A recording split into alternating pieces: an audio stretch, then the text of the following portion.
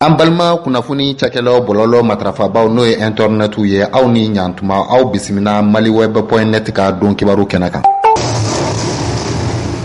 Bismillahirrahmanirrahim. Alhamdulillahi rabbil alamin. Kenyare. Est-ce que tu es là? Et qui tient? Eh bien, ouais, Ken. Mea. Et kakene kusube? Jamana michugudi? Abasigileno. Jamana basigileno. Écoutez, est-ce que y a un jamana galengono? Anjori. Jamana mka basigileno? Ala koke. Non, koni. Ali kinyete ala koke. Et ala michugudi? Ça va, Dieu merci. Dieu merci. Wati michugudi? Wati ya kausa. Wati fana kausa. Non, eta koni kanyibide. Jamana basigileno wati kausa yere kausa. Non, ne famana ko mele. Non, ko ne famana mele. An ko na kala. Echanyare. Bamana ko ni sisi ko kana sika ko tabakoro. Oye. Sisite bonita smate. D'accord. Sisite bonita smate. Ayo. Ko ni tabla taka. Ko na ma kalandro abijeni. Ka tabla taka. Ko na ma kalabijeni. Ogoro. Ni tasmabla tasmaga. Na ma nyaga ko ni. Abisa. Abible. Kable tasma nyagalen bla tasma nyagalenga. Ote fundani dai. Ko mamu mo be ji kalana abe gabu segere. Ogoro. Ji kalambi ta gabu la o. Ni mo be ji kalambi ta gabu la. Ko me ni mo be ji marala ita ke nyinti la de. Ebe be ji mara nyinti kono togodi. Ayo wala. Sega gabu. Otege. Ama kujeni muye ko ni sheba na de onu yesu le kala to katugu jitala ko hera dogera kolondal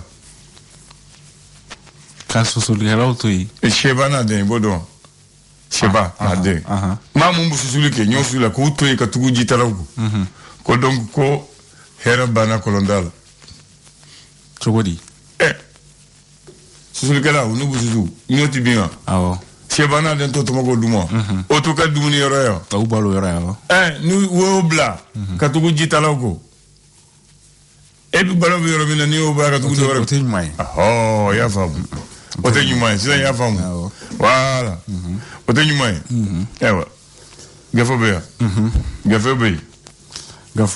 gafo jumende be chama be d'accord ambi don jumende la Ambi domuna fane to dombi. Biye alamusa. Jeudi. Septembre kalo klebi saba samba flale ni wan kele. Septembre kalo tisabide. Ale bi sabide. Parce que ale bi sabade. Parce que tubabu kala nambara kalo de. Chogori. Don te kelen o. Do bi sabaye, do bi sabani kelen, do mugani segi, do mugani kono do. Watila. Donc vraiment pour l'état donc ni kalo ni koni bi sabade. Watela.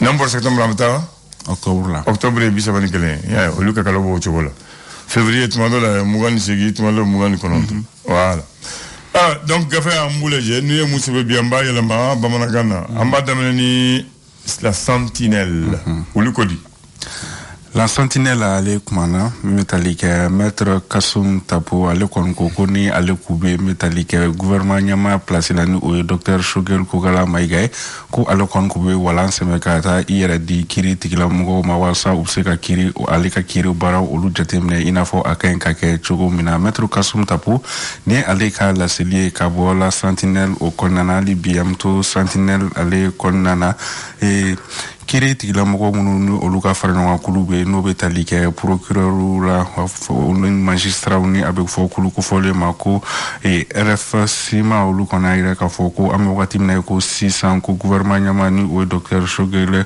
Kogala Mayiga ale ni responsable caman ko suprême responsable caman ko olu kɔni disqualifiera ka sabu kɛ ko baara taabolo kɔni ko o tɛ ka ɲɛ u bolo dokumu kɔnɔna na ni kulu kofɔlen n'o ye RFC ma ye olu y'a yɛrɛ k'a fɔ ko u kɔni ko u sera ou disqualifiera ni bora sentinelle ale ka la cellule ONE la Chine la crève l'indépendant ambo segre ale kodi indépendant ale kumana min metali ke kunungo politique to nga fanonga kulu min be ni are bo fanonga kulu politique to min ba kono tijo politique to ke ma bo ngora na be forma ko cadre d'échange de partis et regroupement politique pour une transition réussie au Mali olu kon ni kono fudila we bor la sigi kon ke kunungo bor la sigi kon bo la fin du menika wa ira ka foko kon ya même metali ke Dr Shogel Kugala Mayiga ko akoni la selido ke ma ira ka foko e jamana nyama kala ta foko ta se wasade kalata mununi olu kon bolo daleno samba flale ni mugan ani flako olu kon bese ka bo udoko koro ka watini ndo kon fara o ka odo kun kon na ni kulu ko fole no cadre d'échange mo yi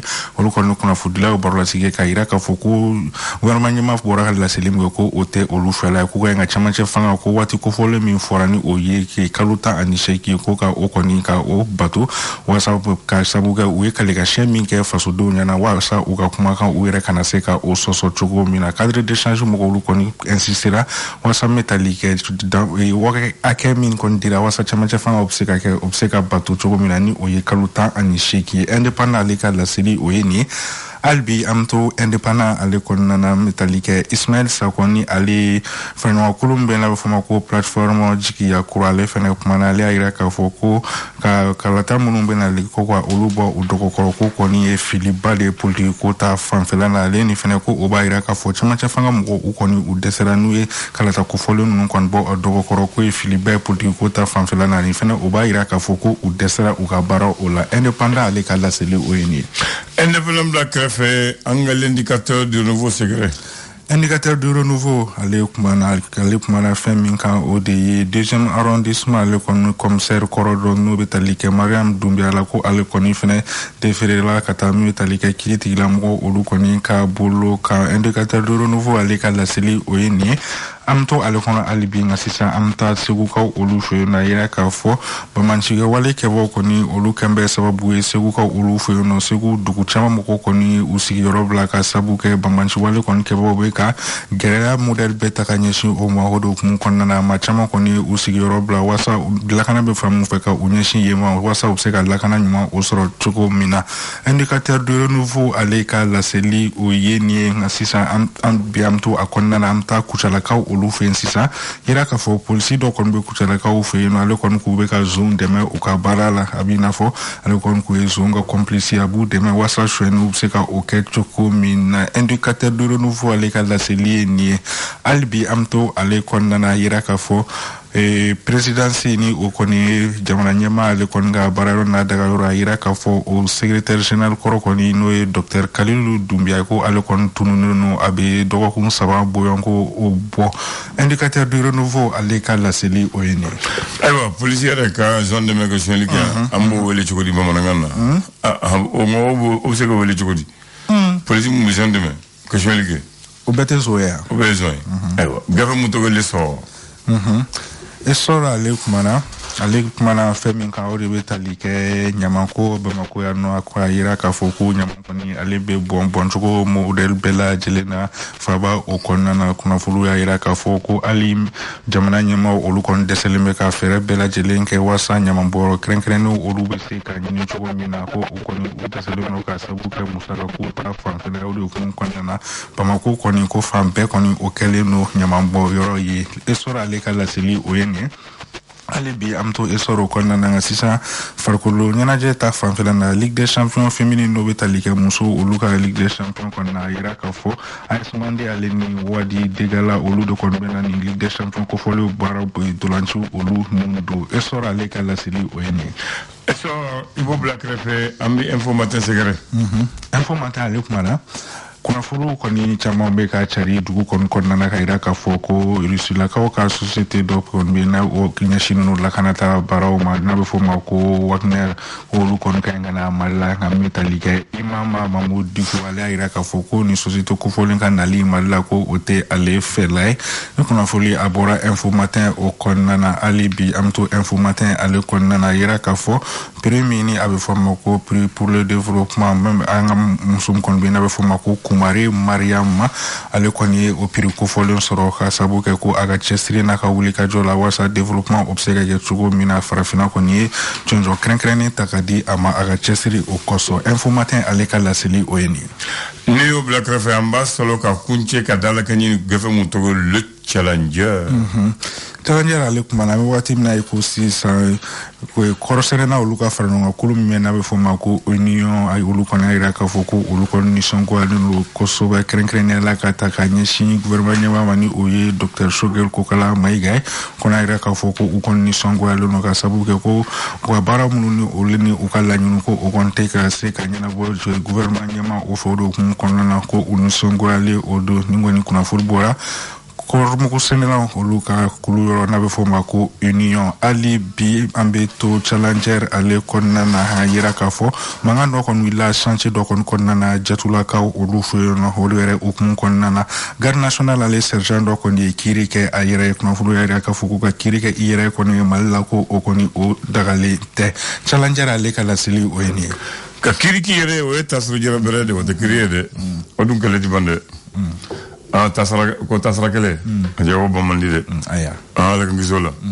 no koni fama ko jowo jorola maka kiriki yere na yo to jamano ke bris nyagami mati yere soro alika mako ka yere lakana obulani jamana ka bris nyagami de donc ambo kumalula donc damba fo faso ka jo faso la lakana ka dia lakana ka bawmo mana beto yere bolo abuke an jamana bla ke anta shidon yede parce que jamana ni mo ni u korsile te u bla u yarma dron avec bejambla du mandi jamana la donc jamana den ko don jamana nyema ko don anga ferati ke jona yani ga fo nan tumba don o dunye nimsade wasra da kumatemena donc ala kan bisola bon meta yalla ni bamako doni parce que duna iti bamako don meta yalla ni doni nazaro bina bamako watumina Oulana Bamako en 1883.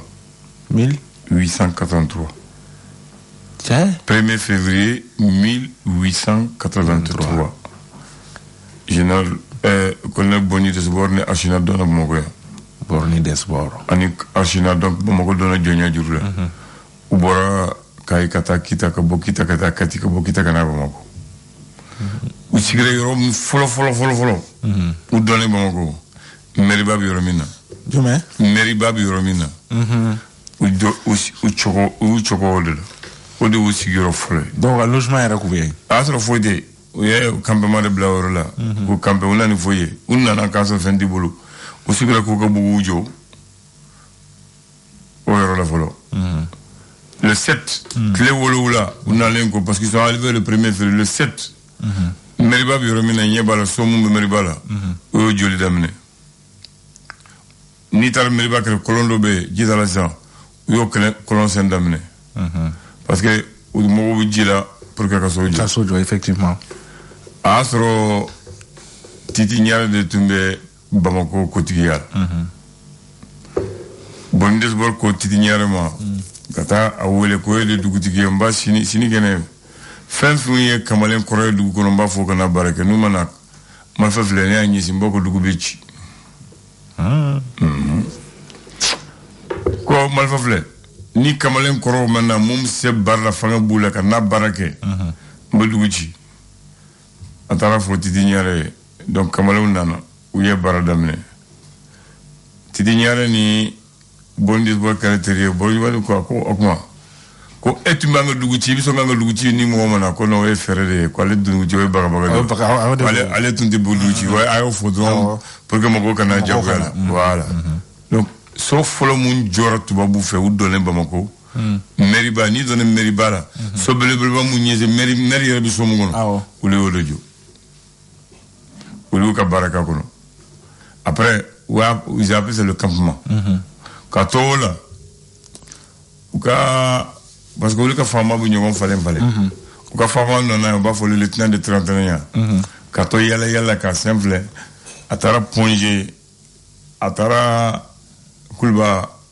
atara kantiko he ko porque anga lakana anga fere ambe bo dugu kono ambe ta kulba ambanga pale jo kulba nan joro kulba ambe mogoti bo yoroshi nan nyatala o et puis Bamako bi duguma abe Bamako se ka soro ko yiru beya finye beya yiru beya ambasigiya ko ponje ambi sardasu docteur so jowar la ni kele kar ni mo mumbana banana amata frage abo kati mu ye dondaye ani bamako ci bo kita ani kayam bormina ambi anga kan chokola donc do aflani ko kambu jo kati abi kita ni bamako ci ambi docteur so jo ponje amanga sigi barero jo kulba donc kulba sigi chokofula nana fle donc uya bu ofe kulba bana u boroduma u yela sanfe voilà o ko fede dugu tracé ku ka barero de la ku ko bolon de la ku ka takasigi nugu de la donc tu vois bu don ko uya garde la parce que mo trana uya poste de la parce que mo lettre là parce que tu vas lettre ton kadaye ou église là parce que tu kata prière ko kaduye ou ya damne kadla ou commissariat central là premier arrondissement ou commissariat central ou foyer de métis là et ministère de l'éducation biromina ou des foyers de métis ou sojo ni den fem sur amblo muso fe métis ou bo mine ou na mara woyol ou lu balo foyer de métis Pays Mali biromina ou yo mo mu baraka unove ko dispensaire de fonctionnaires ya que uluka mo donc mo mu baraka unove ulu ta frake o yorola d'accord administration territoriale romina o jo ça c'est le cercle commandant le cercle tumbo yorola au ministère de l'administration territoriale franklin oui o de commandant le cercle tumbo jo premier arrondissement commissaire outima fama commissaire central au drone de police oui deuxième arrondissement Poudrière asoro du o watini bon bo inyebi fena orfo bununte donc lu ba fe ko mugu blo bleu ba o de la kati mugu blo fitini nu mo mumuna atelier la bango utaro de la o de Poudrière dinga de be wor la ka ke mugu blo yi donc nu jigina mugu muna kati ni mo bala bango buta mo mara o yoro de wafo deuxième wafo Poudrière ni akibala Poudrière donc tumuta ko mugu marawro la ka jinya wala doni donc ni teliara nu mo sera muguma buta tawala maintenant na umu sera mugubama u yera kati voilà donc imaya to babu mafenge u kunfe kwaya abek u chatemene maintenant ko nyaroma ko abibo jetula abuta nyefe doni abuna nyarla yam fam yoromina ko abu yoromina mo bola ambake to babu kinye ni ala je kata ministre de l'éducation là kayele fokulba ebe to babu so dronde donc ulu ka kande administration jo worola ko ka kanjo temayo wa sunu be jotu be joguni be utai ulu ka barero kata ni tara côté droit là hôtel Grand Hôtel Viromina kayele côté gauche là be utai katana fo côté de terrain Biromina stade Wanzem Biromina ou bejo donc nous bora kulba ou buteme kana ko place marginal là ou buteme église badala buta église là ou buteme kata badala donc oui bon go la barabana donc oui bon go tracer au chocolat ko le quartier indigène oui maintenant pour ñaare la bozela le quartier tubab ça c'est Dieu maintenant fin de tumbe tubabu ñema be tumbe yota Biromina kambe Biromina tubabu ñema tumbe famo be tum siglondo la bo watinu ya kuri tuma ko wojala we zizande kala nege barbele maintenant che gana lu bita baraka ulufe uluti musota che gana lu bita baraka donc ni fitri sera che gana siti se ulufe utison che gana bebo ukanga soli gana soli ka boka soli gana ta so gana o mani dasambe Romina o yerati ga duma ole ko che gana ko to bugu ole gara dasalami ole gara che gana ko to bugu donc ole gara dasalami ça non c'est pas la peine che gana se ke kapita kana donc yoro nyini u katoi là donc bushi yoro là ndu gujera o barake 18h ubeta bebe bo machiti shi kankon machiti shi kankon tu vas ka faire que o chocolat donc on va faire quoi le foyer bi avec bolo francain ma foi niche merci kambe wati wore ni move Africa Humanitaire ka promo damunye awin na fachama sorosango nona Le flash d'information avec la rédaction de Clédou Info.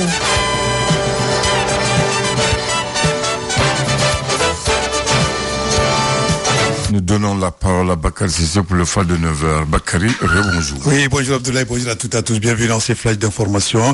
Ici au Mali, les médias maliens orphelins de la Covid-19 et de la transition. C'était le thème de la conférence de presse organisée par les patrons de presse à Bamako. La rencontre a eu lieu hier à la Maison de la Presse. À travers cette conférence, le président de la Maison de la Presse, Bandjougou Dante, interpelle les membres du gouvernement afin de revoir la situation de la presse malienne. Pour tout dire, la presse malienne est en colère contre les autorités de transition. Les médias réclament le paiement de l'aide publique qui accuse un retard de 3 ans. D'autres doléances ont été évoquées au cours de cette assemblée générale qui a été donc qui a retenu l'attention en tout cas de tous les hommes de médias. Ça veut dire tout simplement que les médias donc sont dans la souffrance aujourd'hui au Mali. Et sur un autre plan, le cadre d'échange des partis et regroupements pour des partis politiques pour une transition réussie au Mali demande le respect du délai de la transition qui est de 18 mois. L'information a été donnée, c'était hier mercredi également, lors d'une conférence de presse tenue au mémorial Modibo Keïta. Le cadre a aussi rappelé le président de la transition, le colonel Assimi Goïta, donc son serment pris envers le peuple malien. Le gouvernement de transition dote des centres hospitaliers universitaires du Point G des véhicules équipés. La réception a été faite hier mercredi 29 septembre au dit hôpital des Mai du ministre de la Santé et du Développement social. Sport football, c'est officiel, la Confédération africaine de football a procédé donc au tirage au sort donc de la première ligue africaine donc des clubs. L'AS Mandé qui représente le Mali, donc on va ouvrir le bal lors donc de la phase finale. Ça sera contre les représentants de l'Égypte. Et puis en ce qui concerne le basketball, c'est fait. Le Mali deuxième du continent à l'issue de l'Afro-Basketball Yaoundé 2021. L'ancien président de la Fédération malienne de basketball, maître Jean-Claude Sylvé, il remettra aujourd'hui un chèque de 14 millions de francs CFA à la Fédération malienne de basketball. Ça sera donc au siège de la Fédération demain.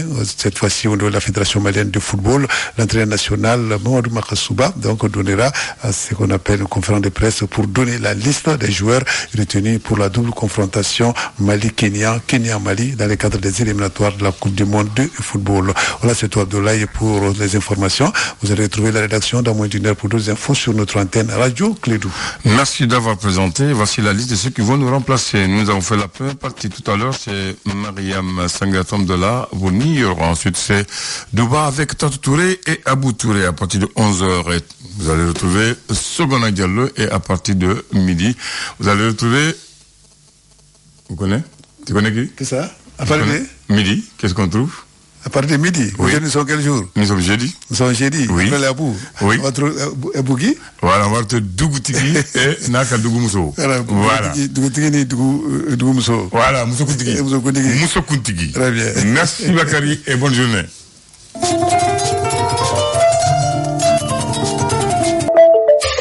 aw tulo garisɛgɛ kɛra kunnafoni la kumaba minnu ye maliweb.net sanfɛla la o de ye nin ye ni ala ma an ka jɔnya jɔn an na a kan an bɛɛ kunnafoni wɛrɛw kɛnɛ kan